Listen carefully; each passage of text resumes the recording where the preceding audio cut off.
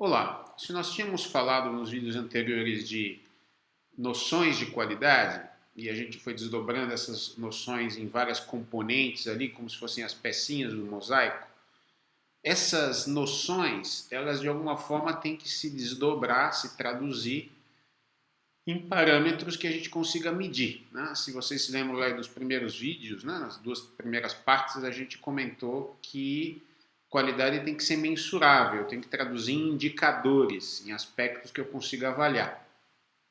Então é comum que a gente pense naquelas noções de qualidade formando um conceito geral, amplo, mas que depois eu vou traduzir na prática em algumas dimensões. Poderia usar outra palavra, poderia falar de parâmetros de qualidade, indicadores de qualidade, ainda que o indicador esteja mais associado ao parâmetro em si, né, a avaliação do parâmetro. Mas enfim, vamos chamar aqui de dimensões de qualidade de um produto. Né? A primeira delas, e o que a gente vai mais destacar, é um conjunto de características funcionais intrínsecas que o produto tem. Estamos falando aí do desempenho técnico ou funcional dele e da conveniência que ele tem ao uso, a sua funcionalidade, né? Além desse desempenho técnico. Então, quando eu falo de desempenho técnico, a gente está falando, por exemplo, de uma edificação em que a gente está falando do desempenho térmico, acústico ou lumínico, por exemplo, de conforto que ela tem, ou de segurança estrutural, ou de segurança com relação ao incêndio. A gente está falando aí de características técnicas que de alguma forma me permitem avaliar a qualidade daquela edificação. Quando eu estou falando de conveniência de uso, no caso de uma edificação, a gente está falando de adequação ao seu propósito, da sua funcionalidade.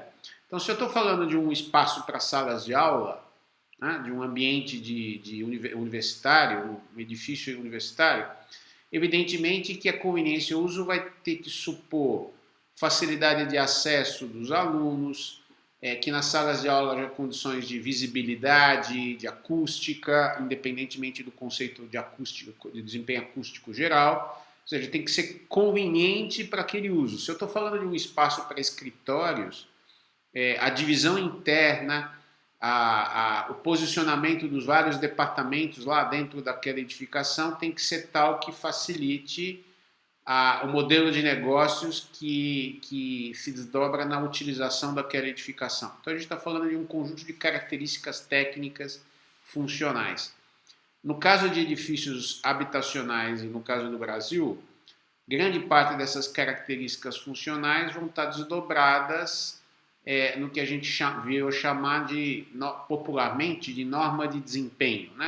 A NBR 15575, lá de 2013, que por sinal agora está praticamente concluindo aí a sua revisão para sair uma versão revisada da norma, mas enfim, ainda que não esgote o conjunto de características funcionais, a gente poderia estar falando aí, por exemplo, no caso de edifícios habitacionais, daquelas características e outras que estão explicitadas lá na norma de desempenho.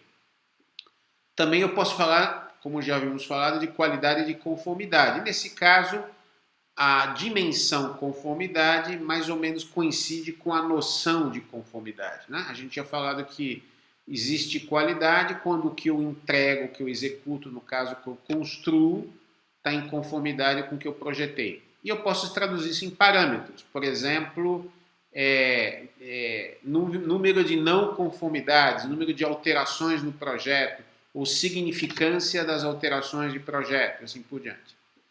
Também a gente pode falar de um conjunto de parâmetros que, tratados em seu conjunto, seriam características funcionais temporais, que de alguma forma estão associadas à variável tempo, e que também estão associadas à disponibilidade que o produto tem.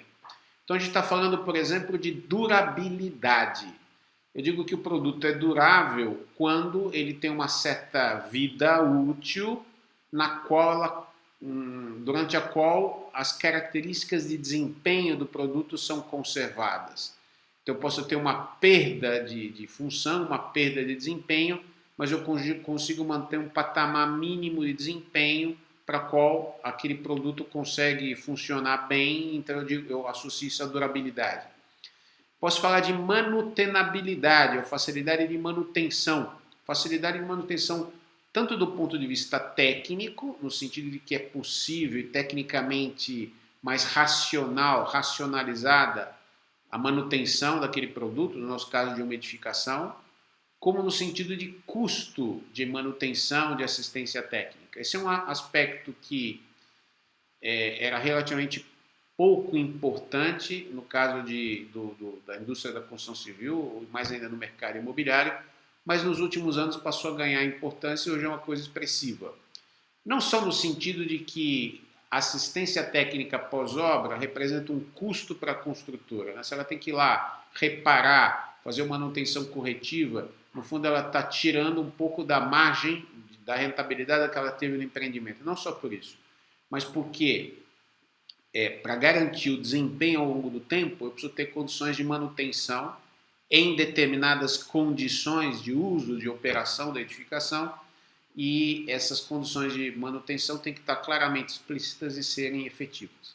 Podemos falar de confiabilidade. Confiabilidade entendido aqui não como um conceito abstrato, né, ou como um conceito mais genérico, que a gente diz, puxa, aquela pessoa é confiável, ou puxa, eu confio nesse produto. É um parâmetro técnico. A confiabilidade é uma probabilidade. Qual que é a probabilidade daquele produto, daquele componente, daquele sistema desempenhar a função para a qual ele foi projetado e executado num certo nível de desempenho num intervalo de tempo. Saindo um pouco da nossa área, se eu falo que a confiabilidade de uma televisão é de 98% em 5 anos, confiabilidade necessariamente tem uma dimensão temporal, eu mais ou menos estou dizendo, o conceito não é exatamente esse, mas vamos fazer aqui uma aproximação. Eu estou dizendo que aquela televisão tem 98% de probabilidade de funcionar com o nível de desempenho que eu determinei para ela, um projeto, num intervalo de tempo de 5 anos. E nesse sentido, complementar da confiabilidade é a taxa de falha. Se aquela televisão tem uma confiabilidade de 98%, ela tem uma taxa de falha de 2% e os dois juntos dão a probabilidade de 100%. E como falávamos há pouco, confiabilidade, manutenabilidade e durabilidade estão associados num conceito mais geral de disponibilidade. Né? Eu também posso pensar numa série de serviços associados ao produto, que não são do produto em si, mas na forma como depois ele vai ser utilizado, ou um conjunto de valores associados a ele. Instalação, facilidade de orientação para o uso, operação, assistência técnica. Esses conceitos, claro, eles foram primordialmente ou primariamente definidos para produtos, por exemplo, na indústria metal-mecânica, eletroeletrônica, seriados, etc. Então eu compro lá um celular, ou compro um computador, como é que eu instalo, como é que eu instalo os aplicativos, a facilidade de uso daquele equipamento, facilidade de operação, a gente consegue ver de uma maneira mais palpável. Mas esses conceitos se aplicam também em edifícios. Né? Aí a gente está falando, por exemplo, de orientações ao uso, nesse sentido passam a ser muito importantes os manuais de uso e operação das edificações, de como vai ser feita a manutenção, como é feita a assistência técnica no período de garantia, ou mesmo num acordo, um contrato que algumas empresas começam a fazer com os condomínios, de tal forma que, para garantir o desempenho da edificação, a própria construtora se responsabiliza, mediante um custo, pela manutenção ao longo do tempo. Então a gente está falando aí de qualidade de serviços associados ao produto. Também a gente pode falar da interface produto-meio, e a gente está falando da dimensão ambiental, né? Quer dizer, impacto ambiental do produto, e que também está associada à qualidade do ciclo de vida de um produto. Agora, quando isso é aplicado especificamente a edificações, se a gente for pensar, por exemplo, no conceito que advém de confiabilidade ou de durabilidade, fica complicado da gente falar de um edifício como um todo. E por que fica complicado? Porque quando a gente fala, por exemplo, de um celular, né, um produto aqui como um celular, esse que eu tenho nas mãos, para um celular a gente consegue, primeiro, definir muito bem cada um dos componentes do celular, qual que é a sua confiabilidade. A gente conhece muito bem, porque é um produto seriado, em que a gente tem dados de assistência técnica, dados de garantia, etc. A gente consegue entender muito bem como que as confiabilidades de cada componente do celular se entrelaçam entre si.